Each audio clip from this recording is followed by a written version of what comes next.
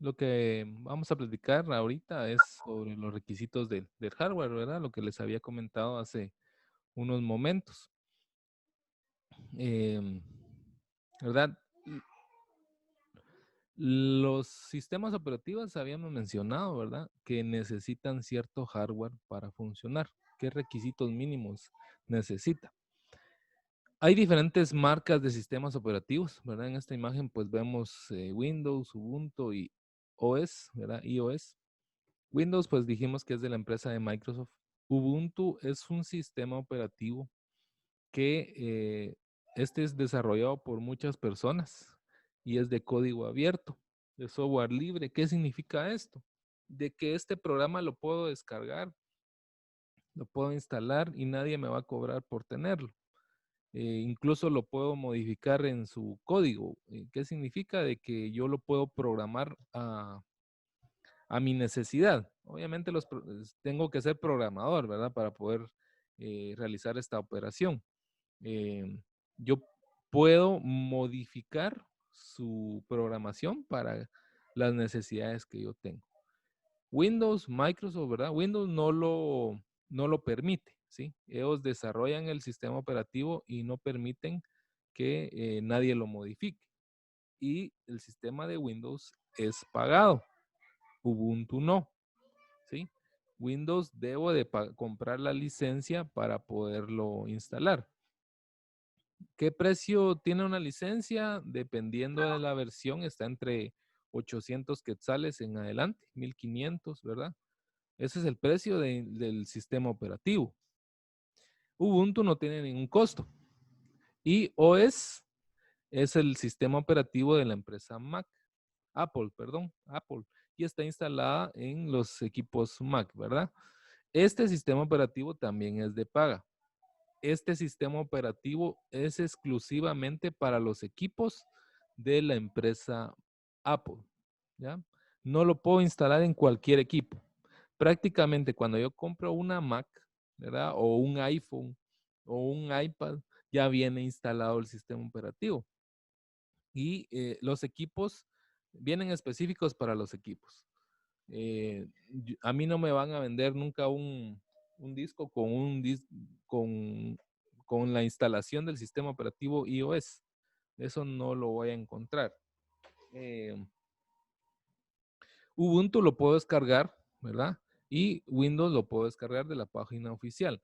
Luego de instalarlo, debo de comprar la licencia, ¿sí? ¿Qué pasa en Guatemala? Les comento que esta es una realidad, ¿sí? En Guatemala, pues se instala, ¿verdad? Y normalmente, ¿qué es lo que se hace? Que es una práctica no correcta. Lo que se hace es un craqueo. Voy a craquear el Windows, se dice. ¿Qué significa esto? Le voy a instalar un programa para que el mismo sistema operativo reconozca de que ya tiene una licencia original, ¿sí?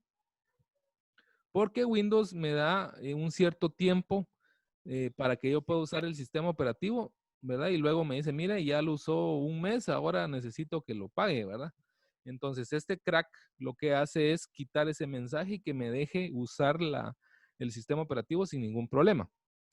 ¿Qué estoy haciendo ahí? El crack o ese programa prácticamente es un virus, es un malware.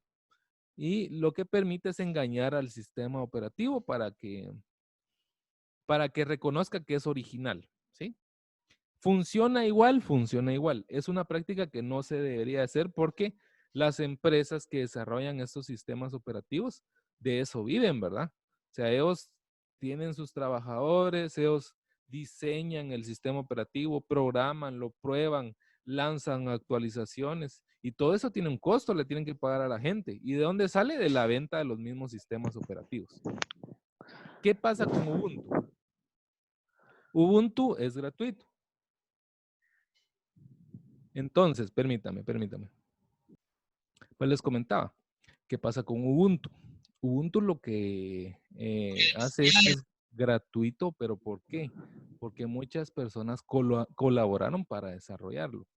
Hay programadores que cuando inician su carrera, pues desarrollan ciertas aplicaciones y ellos aportan hacia esa programación. Ellos vienen, toman el sistema operativo Ubuntu, lo prueban y si encuentran errores, pues ellos los corrigen y luego lanzan nuevamente esa actualización y decir, miren, encontré este error de seguridad o de funcionamiento, entonces necesito, bueno, lanzo ya la corrección y aquí está, ¿verdad? Es por apoyo a la comunidad, como quien dice, ¿verdad?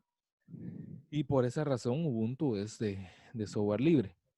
Ahora con iOS, pues como les digo, es pagado la misma empresa, ¿verdad? Ellos no proporcionan el programa de instalación, sino los mismos equipos se autoinstalan a la hora de tener algún problema. Entonces tienen la capacidad de autoinstalarse. ¿Alguna duda hasta el momento, jóvenes?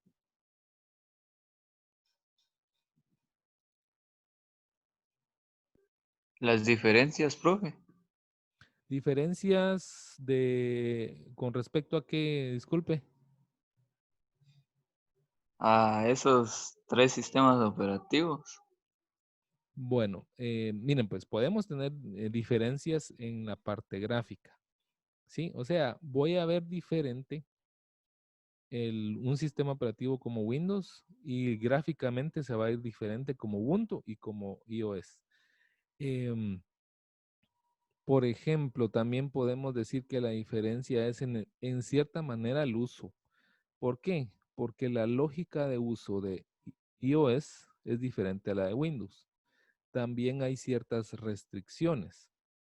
Por ejemplo, en un iPhone yo no puedo compartirme canciones por medio de Bluetooth. Eso no lo puedo hacer. Con Windows y Ubuntu sí. ¿Por qué no permite? Porque él está diseñado bajo otra lógica de uso y solo los programas autorizados permiten transferir la información de los dispositivos con sistema iOS hacia otro equipo. Por ejemplo, em, conocí a un cliente que tenía un iPad y él necesitaba descargar sus imágenes del iPad, ¿verdad? Él había tomado fotos, pero para poderlas descargar se necesita instalar un programa que se llama iTunes, que es el único donde yo puedo gestionar los archivos del iPad. Él conectó ese equipo, su iPad, a una computadora que tenía Windows 10, instaló el iTunes y por medio del iTunes ya podía ver los archivos que estaban dentro del iPad, ¿verdad? Entonces es una forma de compatibilidad, ¿verdad? Es más compatible de Windows. Luego le seguiría Ubuntu. iOS es compatible solo con los equipos con iOS, ¿verdad? Pero con los demás sistemas operativos hay problema. Se supone que Ubuntu es más estable. Ubuntu y iOS es menos atacado por malware, menos atacado por los virus. Sí hay, pero es menos atacado. Les voy a comentar un ejemplo. No sé si les ha pasado que ustedes tal vez usan una memoria USB y de repente se les desapareció todos los archivos. ¿Qué pasa en ese momento? Hay un malware, hay un virus que viene y oculta los archivos, ¿verdad? Eh, incluso puede pasar con los sistemas operativos de Windows. Entonces, ¿cómo he recuperado esa información cuando en verdad el virus se ha activado de forma muy profunda? ¿Qué es lo que hago? Es abrir la memoria en Ubuntu, ¿verdad? Porque ¿qué pasa si yo meto la memoria a un sistema con Windows? Va a infectar Windows. Entonces lo que hago es encender una máquina con Ubuntu, meter la memoria infectada y esta memoria no va a infectar Ubuntu. ¿Por qué? Recordemos que todos los malware son programas. Los programas son series de instrucciones. Y por ejemplo, la instrucción dice, mire, cuando se conecte al sistema operativo Windows, busque la carpeta System32, ¿verdad? Esa es una instrucción del programa. Podría ser una instrucción de ese virus, ¿verdad? Pero si yo lo conecto en Ubuntu, esa carpeta de System32 no existe. Entonces nunca le va a afectar. Es como que si yo hiciera un virus para decir, mire, como primer paso, vaya a la moto y záfele el cable de la candela, ¿sí? Pero ¿qué si cuando él llega a un tractor, ¿verdad? No encuentra el cable de la candela, posiblemente no tenga, un ejemplo, ¿verdad? ¿Verdad? O que llegue a una bicicleta y bueno, le voy a cambiar el cable, le voy a quitar el cable a la candela, pero la bicicleta no tiene, entonces nunca le va a afectar. Este podría ser un ejemplo de, de cómo podemos usar y de las diferencias, ¿verdad? Entonces, cuando la memoria está infectada, yo la conecto en un sistema Ubuntu y luego la trabajo, ¿verdad? Porque no va a infectar este sistema operativo. ¿Le estoy respondiendo, joven? Entonces, estos sistemas operativos y sus versiones necesitan de requisitos de hardware, necesitan eh, cantidad de memoria, cantidad de procesador, espacio en disco duro, la tarjeta gráfica, ¿verdad? ¿Qué tipo de pantalla? ¿Sí? Entonces, por ejemplo, aquí hay una tabla que me muestra Windows 7 necesita un procesador de 1 GHz o más, ¿sí? Si el procesador, si la máquina tiene menos a 1 GHz, o no se va a instalar, o si se deja instalar, la máquina va a ser muy lenta, ¿verdad? Muy, muy, muy lenta. No va a poder trabajar uno de forma adecuada. Windows 7 necesita 1 GB para sistemas de 32 bits y 2 de 64. ¿Qué será esto de 32 bits y de 64 bits? Antes de que avancemos en esto, lo voy a explicar. Hay dos arquitecturas de procesadores. ¿Qué significa? Que el chip, el procesador, el cerebro de la máquina, tiene dos arquitecturas. La arquitectura va a definir qué tantos procesos va a poder realizar al mismo tiempo. Por ejemplo, tengo arquitectura de 32 bits, que cuando ustedes vean esto de x86 o 32, es una de 32 bits. O de 64, tiene que ser x86 de 64, ¿verdad? ¿Qué significa? Que los procesadores que son de 32 bits tienen menor capacidad de procesamiento.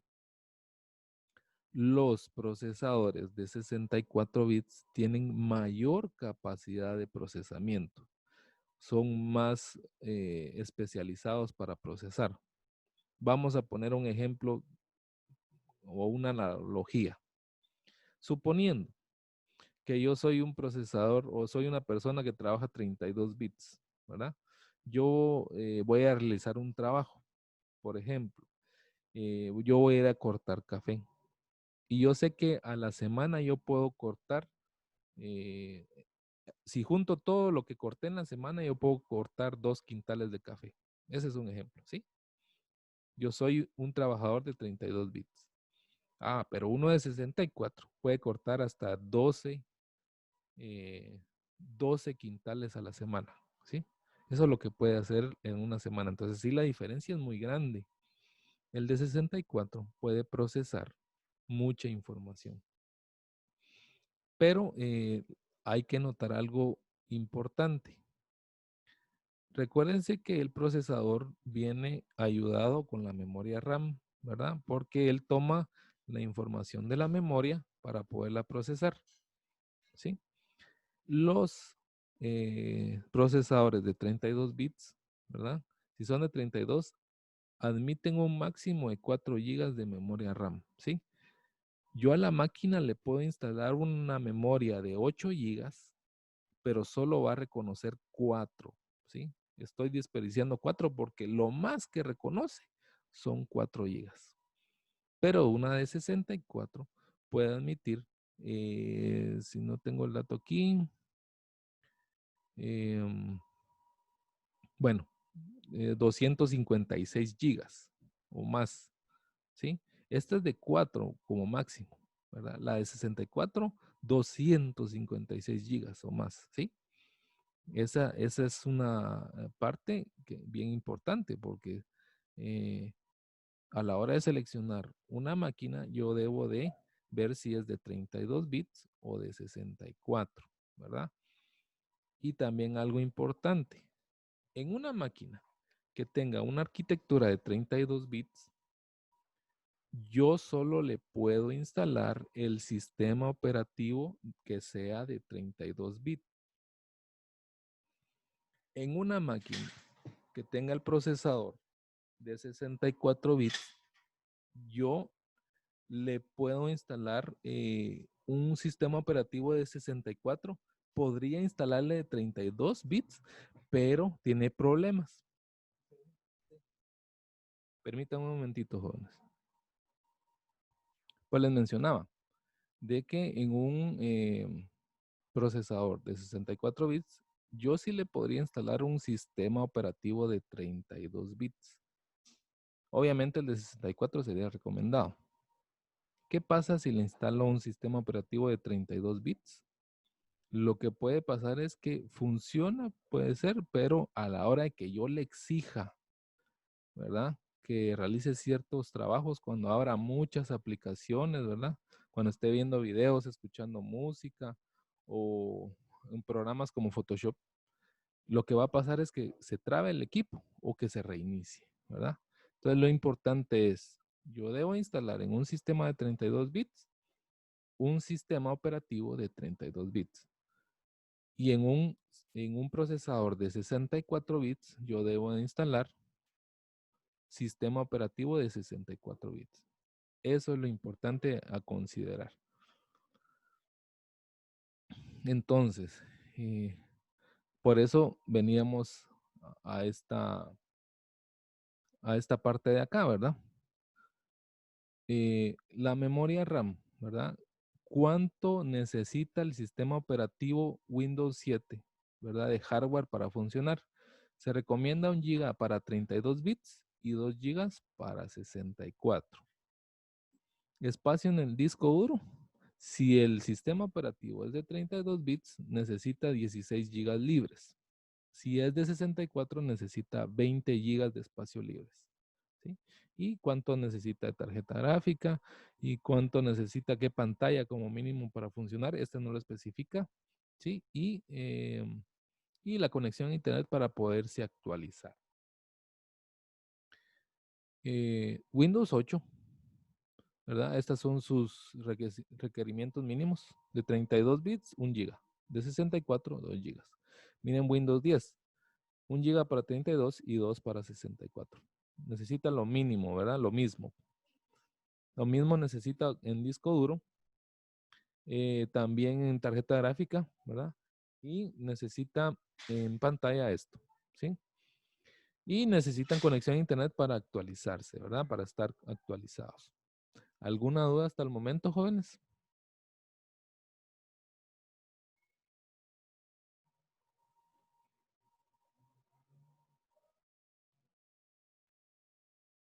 ¿Alguna duda hasta el momento, jóvenes?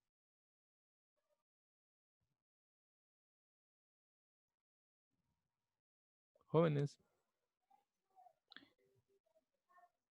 No, profe. Bueno, luego de instalarse los sistemas operativos, yo lo que debo de hacer es comprobar las actualizaciones que estén disponibles. Las actualizaciones son programas, por así decirlo, que me ayudan a que el sistema operativo esté actualizado. Estas actualizaciones corrigen errores regularmente. Por ejemplo, si yo tengo una copia de instalación de un Windows 10 y esta copia la tengo hace 3 años, ¿verdad? ¿Qué pasa? Hace 3 años esa copia está en mi DVD, ¿verdad? Y desde dentro de 3 años para acá no hay ninguna actualización. Por ejemplo, puede ser que hace 3 años ese sistema operativo traía varios errores. Y si yo no instalo las actualizaciones, esos errores no los va a corregir. Por eso es importante, luego de instalar, verificar si tiene eh, si tiene actualizaciones. Lo más seguro es que sí y que actualice, ¿verdad? ¿Dónde se realiza esto? En Windows Update. Eso está aquí en el sistema operativo. Inicio y podemos escribir update. Update. Aquí está en configuraciones de Windows Update o opciones avanzadas de Windows Update. O buscar actualizaciones. Update se escribe, se pronuncia update. ¿Verdad? Que significa actualización.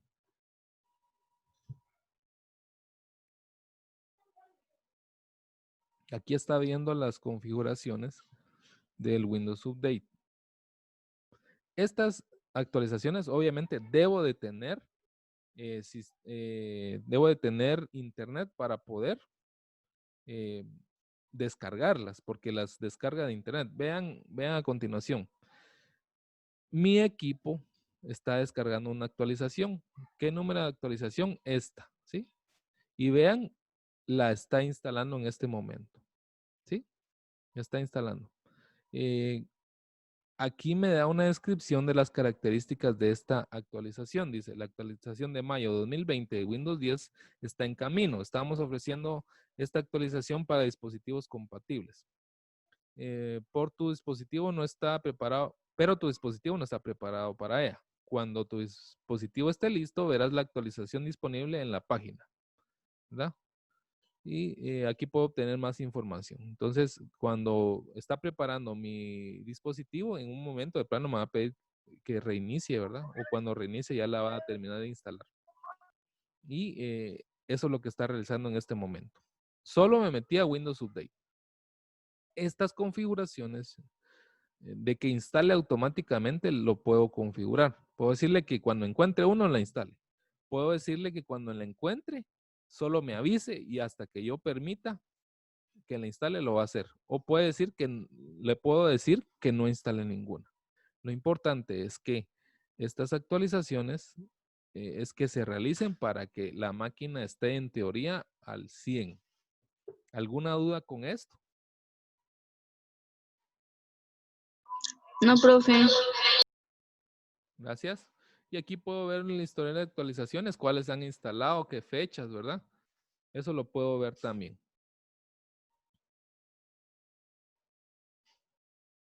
Eso me explicas aquí.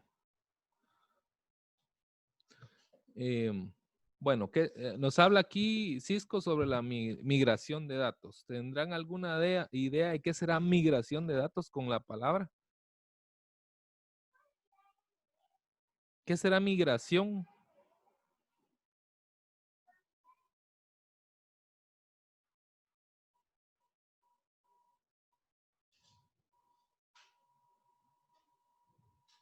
Bueno, migración es moverse de un lugar a otro, ¿verdad? ¿Por qué nos habla de migración de datos?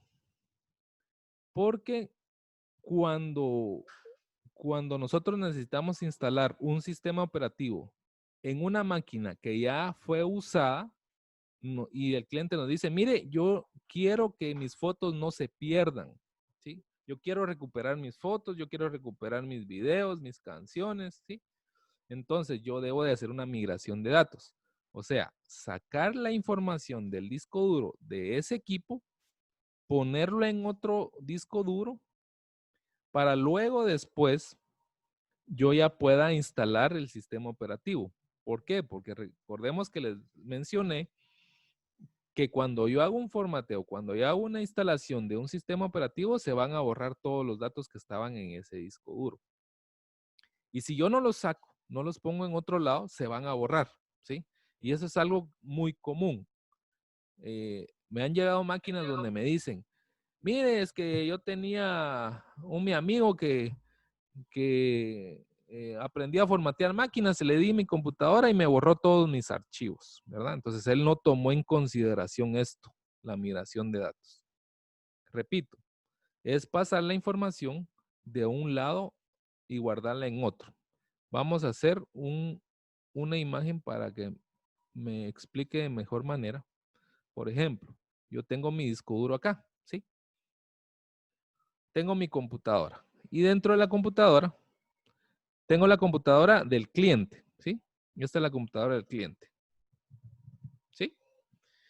Y él me dice, mire, esta computadora la compré hace 3 años, ¿verdad? Y ya no me funcionó. Yo quiero que me la deje buena. Entonces, si yo determino, yo analizo que lo que quiere es un formateo, que el formateo es reinstalar todo, entonces yo le digo, mire, le voy a hacer le voy a reinstalar el sistema operativo. Bueno, muy bien, pero yo no quiero perder mis fotos, mis archivos, ¿verdad? Entonces, ¿qué es lo que hago? Yo puedo tener un equipo que sea mío o un disco duro, ¿verdad? Y que este es del técnico, ¿verdad? Este equipo. Entonces, ¿qué hago? Vengo, tomo los archivos, los copio y los muevo hacia este equipo. Archivos, ¿sí? Esa es la migración de datos. También le puedo llamar backup. El backup es una copia de respaldo, ¿sí? Es tener, si yo tengo los archivos aquí, vengo, copio y los pego aquí. Entonces ya los tengo en 2 lugares diferentes. Ese es un backup, ¿sí? Una copia de seguridad. El backup es una copia de seguridad, ¿sí? Y la migración de datos es el proceso de pasar de un lado hacia otro, ¿ya?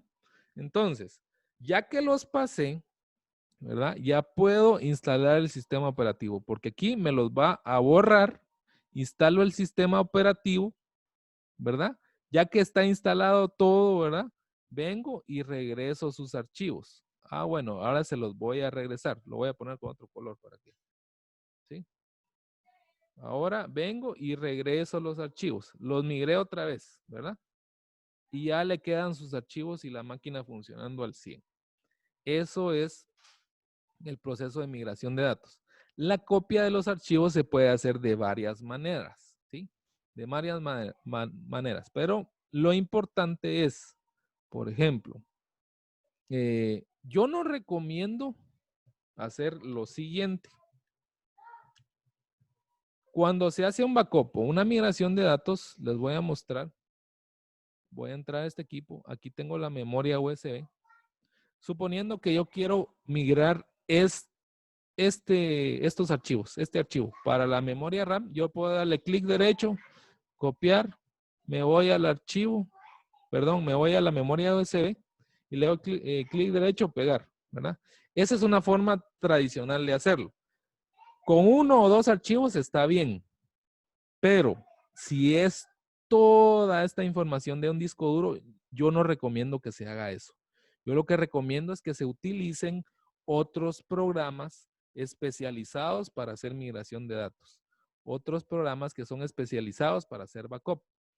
Uno de ellos se llama Total Commander. Yo ya lo tengo instalado, lo pueden buscar y se llama Total Commander. ¿Por qué?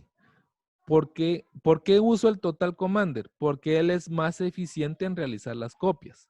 Si yo le doy el clic derecho, copiar y pegar, me muestra un cuadrito. Normalmente me muestra un cuadrito donde dice tiempo de copia, faltan 20 minutos, ¿sí? Y ese proceso, Microsoft no es especializado para realizar copias, ¿sí? Se puede tardar hasta mucho más tiempo. En cambio, con Windows Commander es más rápido. Si los archivos están infectados, me avisa, ¿sí? Entonces, por esa razón, lo utilizo. Este es el Total Commander.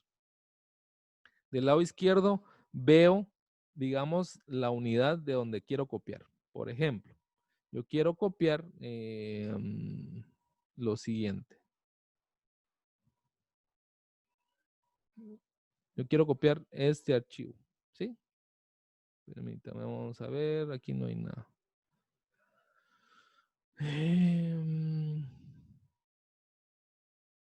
Quiero copiar este archivo, ¿sí? Estos 2 archivos. Entonces, ¿cómo lo hago?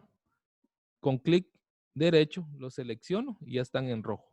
Ahora me voy y busco la memoria. Aquí está la memoria. Entonces, si yo los quiero aquí, solo simplemente ya están seleccionados con clic derecho, clic sostenido, los arrastro y luego suelto el clic. Y me dice que va a pasar esos archivos. Le doy a aceptar y ya me los pasó, ¿sí? ¿verdad? Cuando es un archivo muy grande, vamos a ver, vamos a tratar la manera de pasar un archivo grande. Si me deja, vamos a ver aquí. Vamos a pasar esto. Vamos a ver si me deja aceptar. Y empieza, ¿verdad? Y este proceso lo puedo dejar ahí, ¿verdad? Ahí está pasando los archivos, está haciendo la migración de los datos. Ahí estoy haciendo un backup de la información, una copia de respaldo. ¿Alguna duda?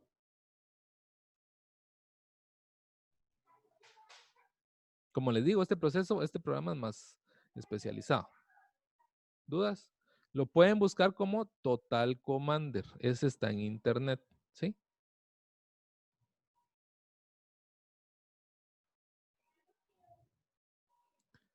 Bueno, por lo visto no tienen duda.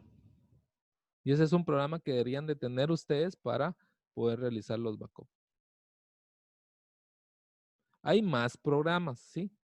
Por ejemplo, Microsoft tiene uno que se llama Easy Transfer. Yo la verdad no lo he usado porque confío más en Total Commander y hay otros programas, ¿sí? También hay un PC Mover Express. No lo he utilizado tampoco.